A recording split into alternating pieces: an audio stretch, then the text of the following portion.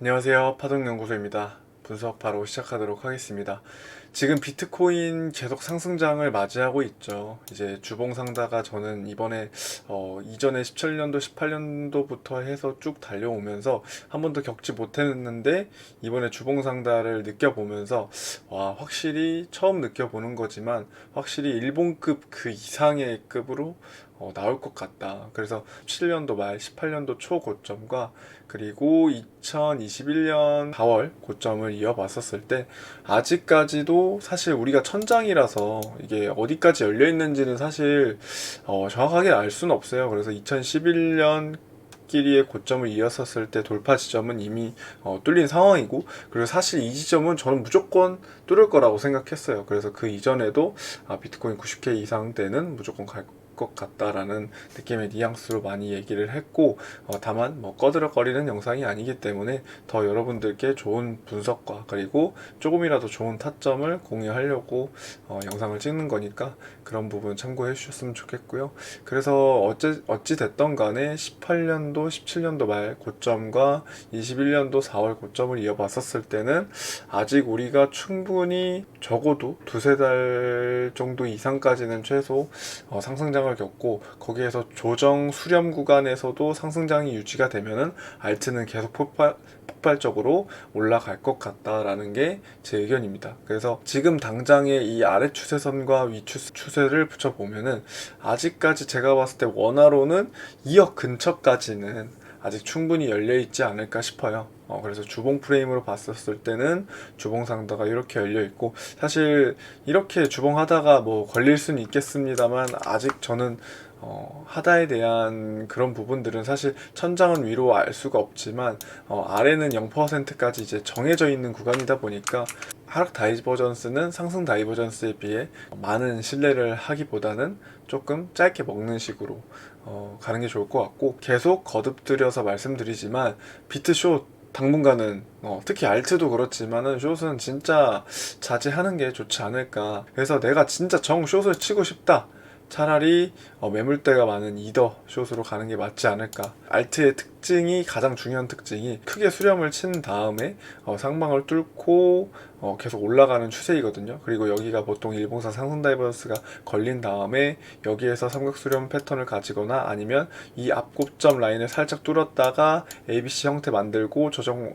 줘서 깨지지 않는 선에서 올라가는 경우가 대부분이에요. 그래서 이런 특징들은 저희 단톡방이나 뭐 텔레그램 방에서 많이 좀 언급을 했었던 것 같고, 파동 카운팅 쪽으로도 그렇고 이더를 내가 숏 보는 게 조금 낫지 않을까. 저는 근데 무조건 숏은 비추인데 내가 무조건 숏을 쳐야겠어 라고 하면 비트는 천장이 어디까지일지 모르기 때문에 차라리 매물대가 아직 쌓여있는 이더를 보는 게 낫지 않을까 라는 생각이 들고, 일봉 하다도 물론 걸리긴 했는데 조금 저는 그래도 숏은 진짜 매력적이어도 계속 참고 있습니다. 실제로 비트에서도 뭐 짧게 먹을 수 있는 구간들은 뭐 계속 줬죠. 사실 뭐 이 정도 구간, 근데 차라리 이제 내려오면 롱 쳐야겠다는 생각을 가지고 매매하는 게 무조건 낫고, 사실은 이제 여기가 리딩 파동이어서 1, 2에 이제 3회 1파, 3회 2파, 3회 3, 3회 4가 이런 식으로 나왔다가 3회 5 완성 찍고 조정 와서 4파가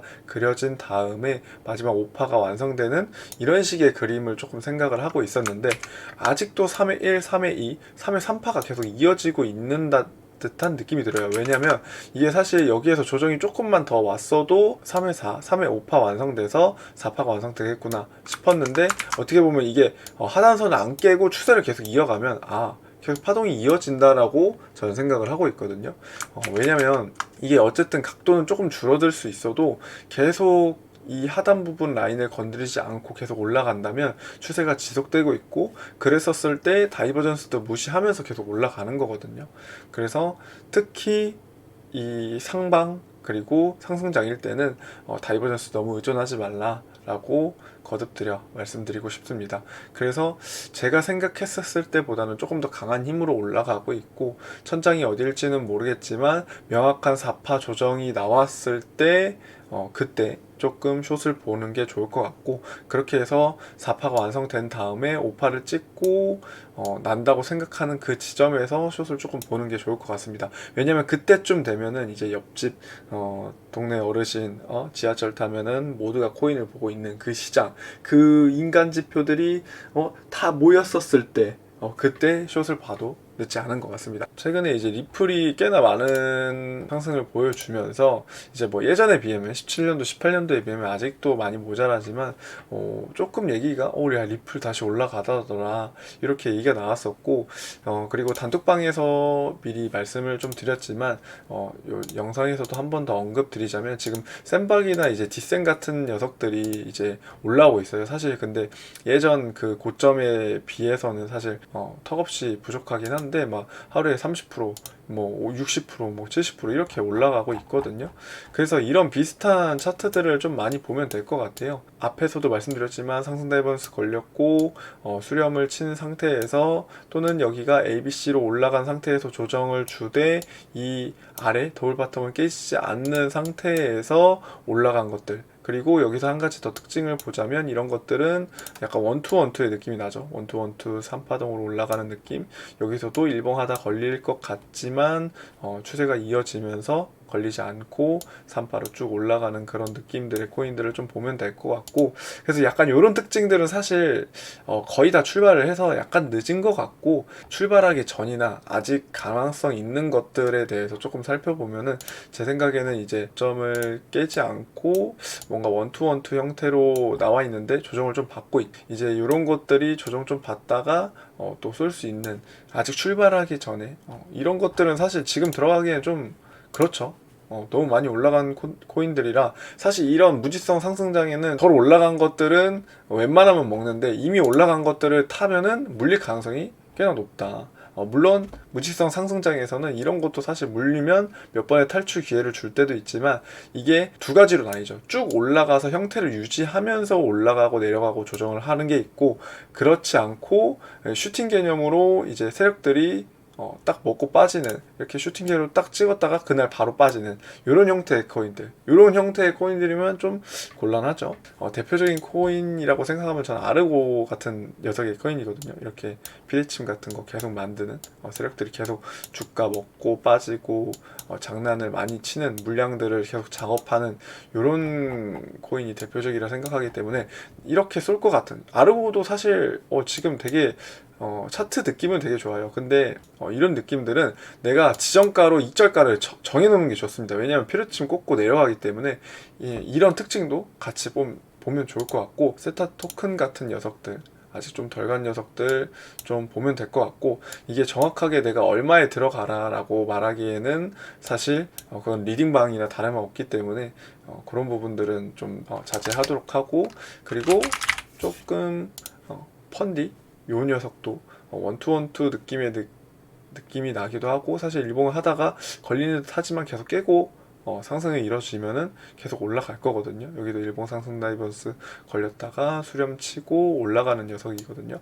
그래서 아마 지금 트렌드 자체는 지금은 이런 녀석들이 아직 덜 올라갔지만 트렌드 자체는 1세대 코인의 느낌이 강해요. 무슨 말이냐면은 센박도 그렇고 디센도 그렇고 처음에 이제 1세대 코인의 느낌이 강하거든요. 리플도 1세대 느낌이 강하고 스텔라 루엔도 풀이랑 사실 연관이 돼 있죠. 얘도 7년부터 있던 녀석이라 사실 1세대의 코인이 이제 사실 2세대 코인들이 저번 상승장에서 일어났고 1세대들이 별로 힘을 못 썼다고 하면은, 이번에는 또 1세대 코인들이 워낙 오랫동안 횡보를 쳤기 때문에 1세대 코인들이 이번 순환 사이클에서는 또 요 녀석들이 있지 않을까. 그래서 1세대들은 많지는 않아요. 퀀텀 같은 녀석들 많이 물려 있었죠. 네오 같은 것들, 이런 것들 보면은 이제 이오스 같은 녀석들도 올라오고 있거든요. 근데 이오스 항상 우리가 뽀삐라고 많이 칭하잖아요. 요 녀석이 많이 오를 때는 또 조심해야 된다는 말도 있고, 그리고 김치 중에서도 약간 밀크가 지금 좀 장난질 치는 것 같거든요. 그래서 내가 좀 김치 코인에도 관심이 있다. 얘도 일봉상다 먹었고 조정 왔다가 더블 바텀이 거의 비슷하네요. 진짜 깨질랑 말랑한 느낌으로 안 깨진 상태에서 올라왔거든요. 그래서 만약에 내가 김치 코인 라인을 좀 보고 싶다 하면은 아직 덜 올라간 일봉상다 걸리고 올라갔다 조정받고 더블 바텀 안 깨지고 지금 덜 올라간 디카르고도 괜찮지 않을까. 만약에 이제 김치를 본다고 하면은 전 디카르고를 조금 보지 않을까 싶습니다. 비트 분석도 비트 분석이지만 비트 분석은 좀 크게 이런 식으로 좀 얘기를 할 것 같고, 좀 어느 정도 조정이 나온다면은 이제 만약에 이런 식으로 조정이 만약에 이런 식으로 나와서 명확한 4파가 나오거나 아니면 3의 5파가 완성되는 그런 느낌이 나오면 조금 비트 분석을 조금 할 것 같고, 지금 이 상황에서는 사실 롱 주면 뭐 이런 자리 주면 무조건 중간중간 틈틈이 들어가야 되고, 다이버전스도 사실 지금 30분봉 줬었을 때 무조건 들어갔었어야 돼요.